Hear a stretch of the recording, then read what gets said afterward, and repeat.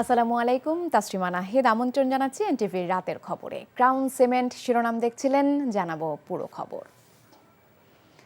জুলাই আগস্টে ছাত্র জনতার গণ অভ্যুত্থানে শহীদ ও আহতদের প্রথম খসড়া তালিকা প্রকাশ করেছে গণ অভ্যুত্থান সংক্রান্ত বিশেষ সেল। খসড়ার এ তালিকায় 858 জন শহীদ এবং 11,551 জন আহতের নাম প্রকাশ করা হয়েছে। আজ এক প্রেস বিজ্ঞপ্তিতে জানানো হয়, গণ অভ্যুত্থান সংক্রান্ত বিশেষ সেলের ওয়েবসাইটে তালিকাটি দেখা যাবে। প্রথম ধাপের খসড়া তালিকা দুটি আগামী 23 ডিসেম্বর পর্যন্ত সর্বসাধারণের জন্য উন্মুক্ত থাকবে।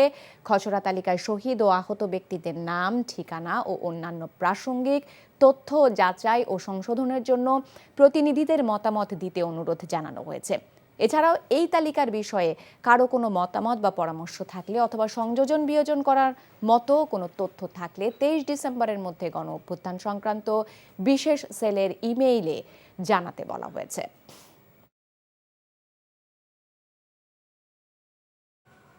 ফ্যাসিবাদের পতনের মধ্য দিয়ে বিএনপির এক দফা দাবির একটি অংশ পূরণ হলেও জনগণের ভোটের অধিকার নিশ্চিত না হচ্ছে যতদিন ততদিন দেশে গণতন্ত্র প্রতিষ্ঠিত হবে না বলে মন্তব্য করেছেন বিএনপির স্থায়ী কমিটির সদস্য নজরুল ইসলাম খান। আর বিএনপির সাথে যুগপৎ আন্দোলনে অংশগ্রহণকারী দলের নেতারা বলছেন, সংস্কারের অজুহাতে নির্বাচন নিয়ে টালবাহানা মানা হবে না। ইফতেখার রেজার রিপোর্ট। সমসাময়িক রাজনীতি নিয়ে সমমনা দলগুলোর সাথে দলের চেয়ারপারসনের কার্যালয়ে বৈঠকে বসে বিএনপির লিয়াজো কমিটি। দলের মহাসচিব মির্জা ফখরুলের সভাপতিত্বে পর্যায়ক্রমে বৈঠক করে 12 দলীয় জোট, লেবার পার্টি, বিএলডিপি, জাতীয় পার্টি ও জাতীয়তাবাদী সমমনা জোটের প্রতিনিধিরা। বৈঠক শেষে জানানো হয়, দলের সাথে আলোচনা ফলপ্রসূ হয়েছে। বিদ্যমান রাজনৈতিক অবস্থায় বিগত ফ্যাসিবাদ সরকারের সময়ের মতো বিএনপির সাথে ঐক্যবদ্ধ থাকতে চায় সমমনা দলগুলো। এ নিয়ে সামনের দিকে কোনো সিদ্ধান্ত হলে তা তুলে ধরা হবে। দীর্ঘদিন যাবৎ আমরা ঐক্যবদ্ধভাবে কাজ করেছি এবং যুগপৎ আন্দোলনে আমরা রত ছিলাম। এই সরকারের এই ফ্যাসিবাদের পতনের লড়াইয়ে অত্যন্ত সাহসী এবং কার্যকর ভূমিকা পালন করেছে 12 দলীয় জোট। দীর্ঘদিন যাবৎ যে আন্দোলন করে এসেছে, আমাদের সেই আন্দোলনের এবং সেই ঐক্যের প্রয়োজনীয়তা ফুরিয়ে যায় নাই। যে সংস্কারের নামে কালক্ষেপণ করে নির্বাচন দেরি করা ঠিক হবে না। আমরা বিএনপির সাথে আলোচনা করেছি, কোনো ফাইনাল সিদ্ধান্ত হয়নি। এদিকে জাতীয় প্রেস ক্লাবের সামনে সকল রাজবন্দীর নিঃশর্ত মুক্তির দাবিতে গণতান্ত্রিক পরিষদ আয়োজিত বিক্ষোভ সমাবেশে বিএনপি নেতারা বলেন, মিথ্যা মামলা প্রত্যাহার করতে হবে। আমাদের নামে যে অজস্র মিথ্যা মামলা, অজস্র রাজনৈতিক প্রতিহিংসার মামলা, সে মামলাগুলোকে তুলে নেওয়ার জন্য আপনারা এখন দাবার কোর্টের মতো দাবার গুটি সাজিয়েছেন। বক্তারা বলেন, বাজার সিন্ডিকেট ভাঙতে না পারলে জনদুর্ভোগ বাড়বে। Iftekhar Reza, NTV news, Dhaka. বাংলাদেশ জামায়াতে ইসলামের আমির ডক্টর শফিকুর রহমান বলেছেন, যাদের বয়স আজ 30 থেকে 32 বছর হয়েছে, গেল 3টি জাতীয় সংসদ নির্বাচনে তারা ভোট দিতে পারেনি।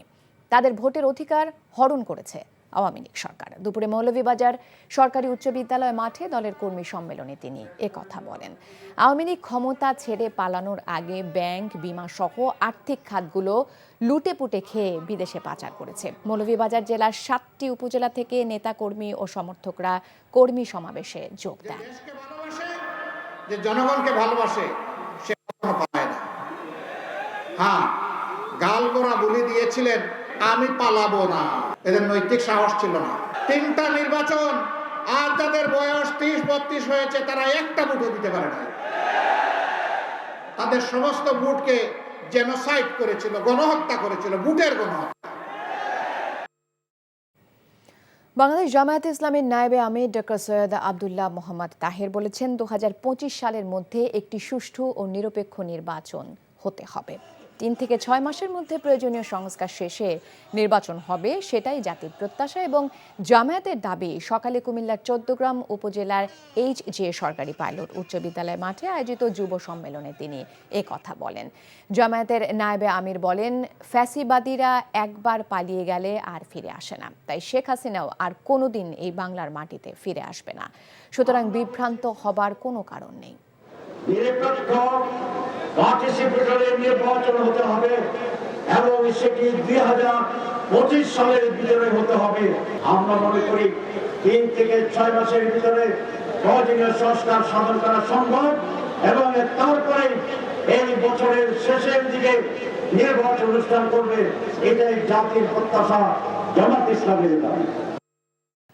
রাজনৈতিক সদিচ্ছা ও ঐক্যমত ছাড়া আইন শৃঙ্খলা বাহিনীর সংস্কারের উদ্যোগ নিয়ে কোনো লাভ হবে না বলে মত দিয়েছেন বিশিষ্টজনেরা। সকালে রাজধানীর সিরডাপ মিলনায়তনে আয়োজিত এক সংলাপে বিশিষ্টজনেরা আরও বলেন, অতীতে ক্ষমতায় থাকার হাতিয়ার হিসেবে যারা রাষ্ট্রীয় বাহিনীকে ব্যবহার করেছেন তাদের দৃষ্টান্তমূলক শাস্তি না হলে ভবিষ্যতে এর পুনরাবৃত্তি ঠেকানো যাবে না।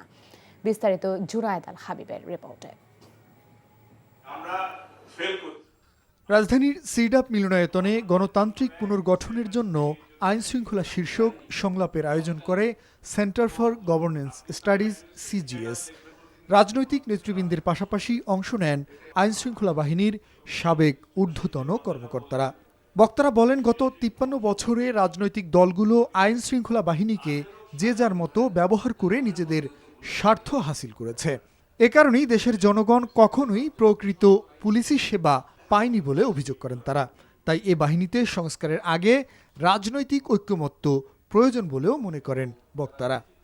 আমরা যতই কমিশন করি, যতই আলোচনা করি, যতই রিপোর্ট তৈরি করি, রাজনৈতিক দল যদি এটাকে সমর্থন না করে, সম্পূর্ণ এবং সার্বিকভাবে এটাকে বাস্তবায়ন না করে, তাহলে কোনো ফল হবে না। চূড়ান্ত বিশ্লেষণে রাজনৈতিক সিদ্ধান্ত দরকার। আমি এখন আওয়ামী লীগের সময় আইজি, তো আমার যদি কাজ হয় যে বিএনপির লোকদেরই ফলো করতে হবে, শ্যাডো করতে হবে, এবং এদেশে ভালো পুলিশ ব্যবস্থা কে হবে যে অপোজিশনের মিটিংটা ভেঙে দিতে পারবে, যে অপোজিশনের পরে শ্যাডো করবে। তো এগুলো তো পলিটিক্যাল ডিসিশন, আপনাকে এটা ঠিক করতে হবে। বিজেপি চেয়ারম্যান আন্দালিব রহমান পার্থ বলেন, ভবিষ্যতে রাজনীতিবিদরা যাতে আর স্বৈরাচার হয়ে উঠতে না পারে সেই বন্দোবস্ত করতে হবে। দেশটা কি আমাদের না, আপনাদের না? তাহলে খারাপ ভোটার খারাপ লিডার আনবে। আমি sorry but this is true. আপনি যদি এখন এলাকাতে তাকে ভোট দেন, মার্কা দেখে অস্থির হয়ে যান, খারাপ মানুষ আসলে আপনি যত সংস্কার করেন আমরা সব ধ্বংস করে দেব যদি আমরা খারাপ মানুষকে নেতৃত্বে আনি। ইয়াবা বদি কিংবা মমতাজদের মতো সংসদ সদস্যের বদলে সৎ, যোগ্য ও ভালো মানুষদের নির্বাচিত করতে দেশবাসীর প্রতি আহ্বান জানান বক্তারা। জুনায়েদ আল হাবিব, NTV নিউজ, ঢাকা। চাঁদাবাজি ছিনতাই পুরোপুরি বন্ধ করতে রাজধানী ঢাকায় চাঁদাবাজদের তালিকা তৈরি করা হচ্ছে। 2-3 দিনের মধ্যে তালিকা ধরে গ্রেপ্তার অভিযান শুরু হবে বলে জানিয়েছেন ডিএমপি কমিশনার শেখ মোহাম্মদ সাজ্জাদ আলী। আজ রাজধানীর কাকরাইলে ডিপ্লোমা ইঞ্জিনিয়ার্স ইনস্টিটিউশন মিলনায়তনে আয়োজিত পুলিশ, ছাত্র জনতা এবং রমনা মডেল থানা এলাকার নাগরিকদের নিয়ে এলাকাভিত্তিক সব ধরনের সমস্যা নিয়ে মতবিনিময় সভায় একথা বলেন তিনি। চাঁদাবাজির কারণেই নিত্যপণ্যের দাম বৃদ্ধি পাচ্ছে বলে মন্তব্য করেন তিনি। বলেন, কোনো অপরাধ সংগঠিত হলে মামলা হবে, মামলার সব দায়িত্ব পুলিশের। যত অপরাধ হবে তত মামলা থানায় নিতে হবে। কেউ ক্ষতিগ্রস্ত হলে পুলিশ সহযোগিতা করবে। চাঁদাবাজদের হালনাগাদ একটি লিস্ট তৈরি করছি এবং এই লিস্ট 1-2 দিনের মধ্যে সম্পন্ন হলে আমি চাঁদাবাজদের গ্রেপ্তারের জন্য, তাদের বিরুদ্ধে ব্যবস্থা গ্রহণের জন্য অচিরেই পদক্ষেপ গ্রহণ করব। সড়ক পরিবহন খাতে যে নৈরাজ্য চলছে তার সাথে রাজনৈতিক প্রভাব জড়িত বলে মন্তব্য করেছেন তথ্য ও সম্প্রচার উপদেষ্টা নাহিদ ইসলাম। সকালে রাজধানীর প্রেস ইনস্টিটিউটে রোড সেফটি ফাউন্ডেশন আয়োজিত এই অনুষ্ঠানে কথা বলেন তিনি। নাহিদ ইসলাম বলেন, সমাজের উচ্চ পর্যায়ের যারা দুর্ঘটনার সঙ্গে জড়িত তাদের বিচার হয় না, তারা কোনো ধরনের জবাবদিহির আওতায় আসে না। সড়ক পরিবহনে কাঠামোগত সংস্কার প্রয়োজন উল্লেখ করে উপদেষ্টা নাহিদ বলেন, এই খাতে দুর্নীতি বন্ধ করতে হবে, রাজনৈতিকভাবে আর উন্নয়ন নীতিতে মৌলিক পরিবর্তন আনতে হবে। তিনি বলেন, সড়ক দুর্ঘটনা রোধে নীতি নির্ধারণী পর্যায়ে আরও আন্তরিক হওয়া প্রয়োজন।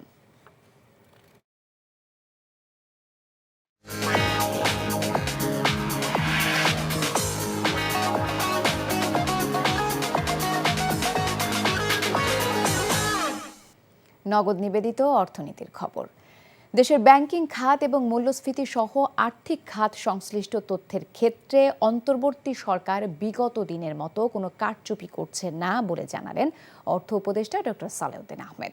সকালে সিরডাপ মিলনায়তনে ব্যাংকিং অ্যালমানাক গ্রন্থের প্রকাশনা অনুষ্ঠানে তিনি কথা বলেন।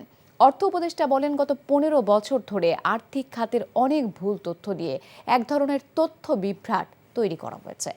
অন্তর্বর্তী সরকার কোনো তথ্য লুকিয়ে রাখতে চায় না বলেও জানান তিনি।